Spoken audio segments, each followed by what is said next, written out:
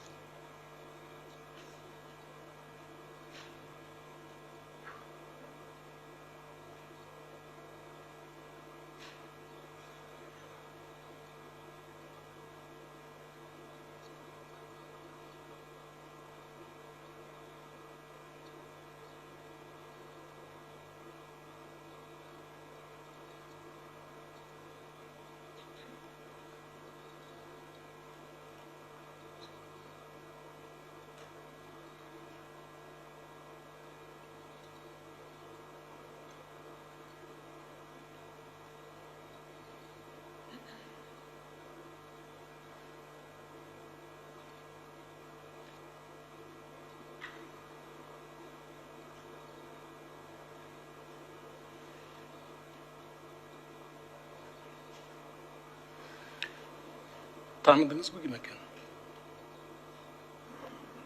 Чүй облыстық соттың төрағасына окшоп турат. Туура таанып да. Урматтуу кеңештин мүчөлөрү, урматтуу катышуучулар, биз бир топ убакыттан бери ушул мыйзамдарды, кодекстерди иштеп чыгып, жаңы конституцияга ылайык келтирели, реформаларды жүргүзөлү, сот системасында адилеттүүлүктү орнотолу, мыйзамдуулукту орнотолу деп атабыз.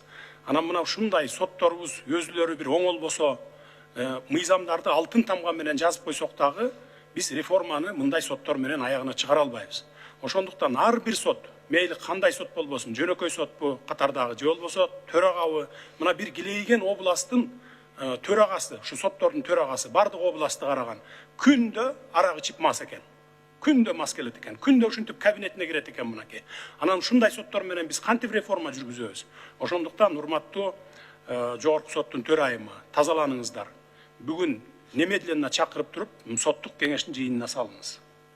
Сизге ушундай тапшырма. Тиешелүү жыйынтыктарды чыгарабыз. Чыгарыңыздар тез арада. Биз качан гана соттор өздөрү оңолгондо, өздөрү кынтыксыз жүрүм турумга ээ болгондо, анан адилеттүүлүк чечимди чыгарганга багыт алганда гана биз реформаларды ишке ашыра алабыз.